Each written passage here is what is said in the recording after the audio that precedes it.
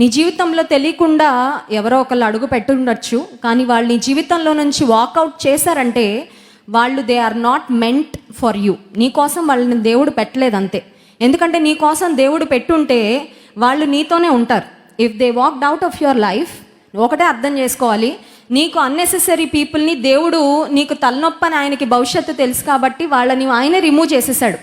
ఆ ప్రాసెస్ కొంచెం పెయిన్ఫుల్గా ఉంటుంది. ఎందుకంటే డేటింగో లేకపోతే ఫ్రెండ్షిప్పో లేకపోతే రిలేషన్షిప్లోకి వెళ్ళిన తర్వాత ఒక 2 చెక్క ముక్కలు అతికించేసాం అనుకోండి, ఫెవికాల్ వేసి, వాటిని విడదీయాలంటే చాలా కష్టంగా ఉంటుంది. ప్రాసెస్ చాలా ఇబ్బందిగా ఉంటుంది, టైం తీసుకుంటుంది. అండ్ విడదీసిన తర్వాత దీని ముక్కలు కొన్ని దీనికి అంటుకుపోతాయి, దీని ముక్కలు కొన్ని దీనికి అంటుకుపోతాయి. వాటిని ఒక మాటలో చెప్పాలంటే మెమరీస్ అనొచ్చు.